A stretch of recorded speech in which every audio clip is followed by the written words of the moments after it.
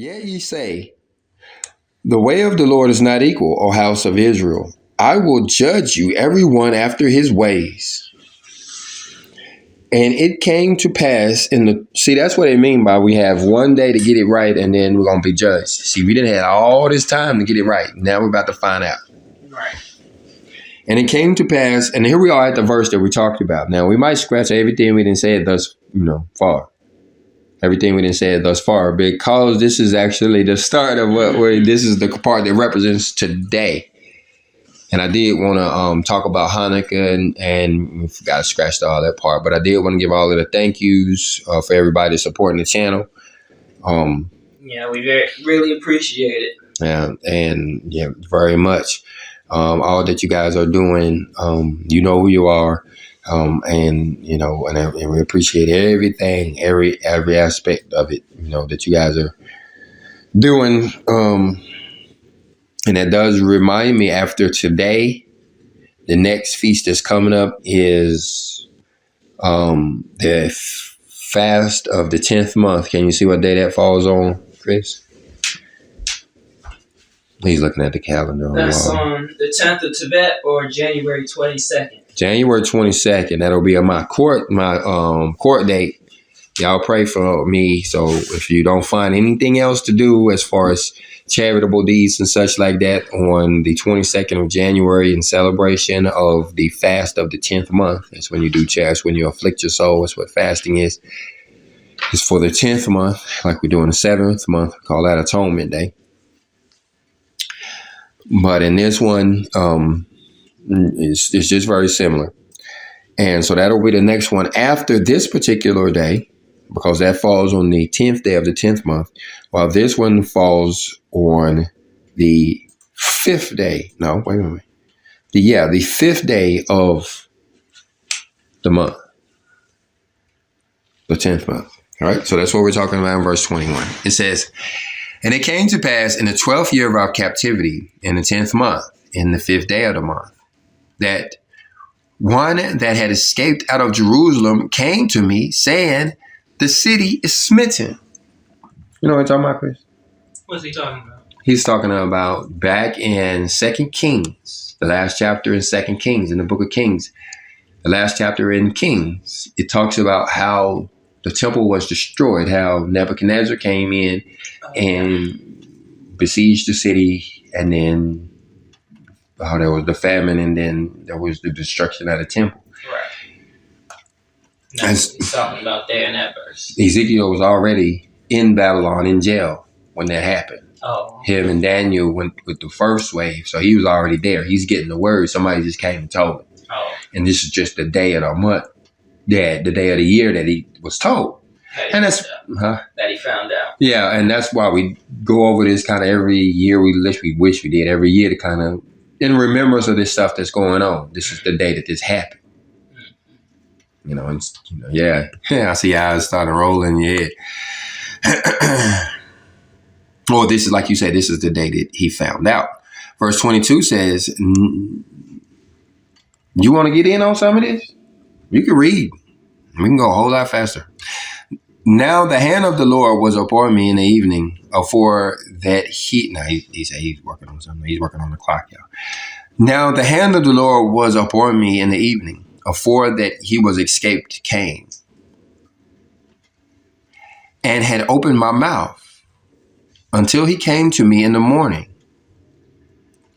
and my mouth was opened, and I was no more dumb. So you have to read up on why Ezekiel was dumb at this point. Then the word of the Lord came unto me, saying,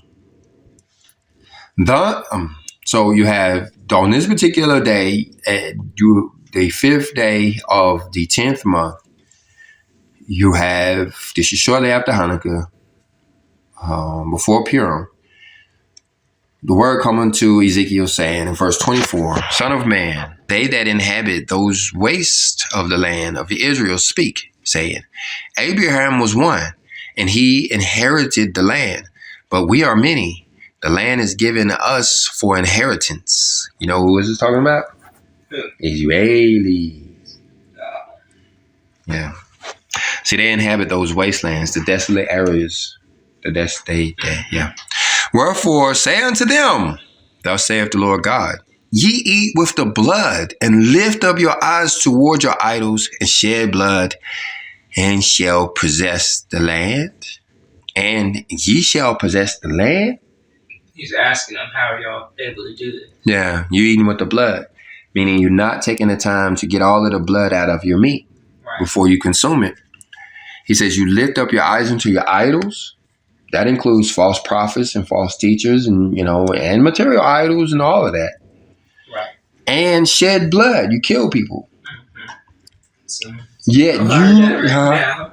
I said, see quite a bit of that right now. And he's saying, so y'all think that land is y'all? Y'all, this land really belongs to you? Ye stand upon your sword, ye work abominations, and ye defile every one his neighbor's wife, and ye shall possess the land? This your land? Say thou thus unto them, thus saith the Lord God, as I live, surely they that are in the waste shall fall by the sword, and him that is in the open field I will give to the beast to be devoured. And they that be in the forts and in the caves shall die of the pestilence. See, this is Ezekiel 38. And this is also 2022 and 2023 and 2024. I was going to say it looks like, but we're already here. So let's take that one slow, because this is what we have to tell them, and I guess it ain't too late. It's never too late. He says, "Thus saith the Lord." This is our Father in heaven speaking through His word. He says, "As I live, so surely they that are in these wastelands, these desolate areas," just talking about Jerusalem, "shall fall by the sword." And we see this going on as this war starts. They have the upper hand now, but if you read Ezekiel 38, nobody wins. Right. And he says, "And in him that is in the open field, and him that is in the open field would he give to the beast to be devoured." So this is talking about the earthquake that destroys, because this is not a sword. This is somehow they're just dying on their own, from natural causes. You're not blown up by a bomb. They're not, and it could be nuked or something, I don't know, something different. But the prophecy is that Armageddon is a bunch of dead bodies, a lot of them. And these will be the ones out in the open field, because it's talking about the desolate places. That would be Jerusalem itself. And then you have the open fields, which would be like Armageddon, or Armageddon is the place that is called. And then it says, "And they that be in the forest and the cave shall be the pestilence." So these are people that are farther away. The diseases will take over then. And get them those maybe. And I don't know, we may see that as far as over here. I don't know how far away he's talking about there. Verse 28 says, "For I will lay the land most desolate, and the pomp of her strength shall cease, and the mountains of Israel shall be desolate, that none shall pass through." So if you look over there now, right now, it's not desolate at all. You see luxury homes and a lot of habitations in the mountains there around Gaza and all of that. Right. And he's saying that area is going to be leveled. You go back over in Ezekiel 38, 39, and you see that it is an earthquake that flattens the mountains out over there. And that's what he's talking about, how he's going to make the land desolate. This happens during the war. If you read the Keys of Enoch, it talks about how it happens during the war while they are surrounding Jerusalem. We learn in the Bible, the Keys of Enoch talk about how there's an earthquake that causes the Russians to get confused and actually send a nuke in and destroy a lot of people there. So you have an earthquake combined with a nuke all there somewhere around Armageddon, and then you also have the rock hitting the mountain there. Yeah, I was about to ask, what's going to make the trifecta? Yeah, the trifecta, I guess that would be the rock hitting Mount Olivet. Mm-hmm. And then you have, the earthquake and then the nuke.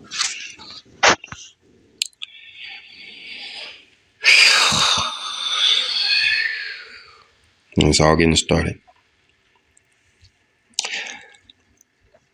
Then shall they know that I am the Lord. when I have laid the land most desolate because of their abominations which they have committed. See, right now they're confused. Everybody's confused because they're reading this stuff in the Bible and they like everybody's happy and singing Kumbaya and having Christmas parties and stuff over in Jerusalem even to today. So it must not. But after this happened, who's gonna be able to say what? Nobody gonna be able to say nothing, right? Right. I mean, just like now, a whole lot of people had to be quiet when they saw this Israelis war kick up.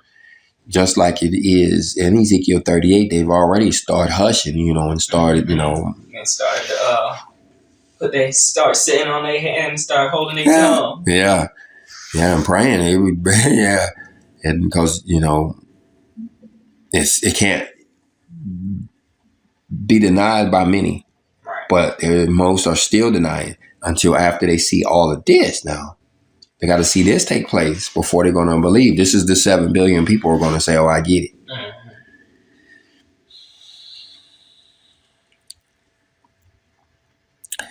Also, thou son of man, the children of thy people still are talking against thee by the walls and in the doors of the houses, and speak one to another, everyone to his brother, saying, Come, I pray you, and hear what is the word that cometh from the Lord. So now, it seems like now, I ain't read on further in a while, but it seems like now everybody want to hear what Ezekiel... Yeah, they want to hear what he got to say. He's saying now they're going to stand. What did he say? O son of man, children of thy people, the children of thy people still are talking against thee by the wall and in the doors of their houses, and speak one to another, every one to his brother, saying, Come, I pray thee, and hear what the word of... No, that's not right at all. I was wrong altogether. Hey, Stace, have a seat. You want to get in on this class? I done read it like twice. We're on verse 30. Verse 30 says, Also, thou son of man, the children of thy people still are talking against thee by the walls and in the doors of the houses, and speak one to another, every one of his brothers, saying, Come, I pray you, and hear what is the word that cometh forth from the Lord. Go ahead, read the next one. And they come unto thee as the people cometh, and they sit before thee as my people, and they hear thy words, but they will not do them. For with their mouth they show much love, but their heart goeth after their covetousness. What is saying, Chris?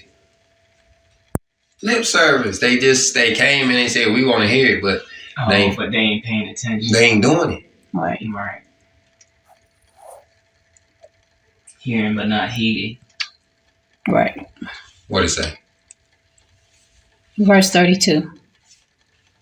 And lo, thou art unto them as a very lovely song of one that hath a pleasant voice, and can play well on an instrument, for they hear thy words, but they do not do them. So this is talking about the Israelis, though, right? The people is talking about the people over there. This is the message we're supposed to give them, right? Right. So that ain't to us. We trying to find ourselves in it. They ain't talking about us. It's talking about them. So it's like they're listening just to be feeling better. Or they acting Jewish. They acting like they hearing the word, but they ain't actually doing the word. Right. So they being Jewish. Go ahead, Steve.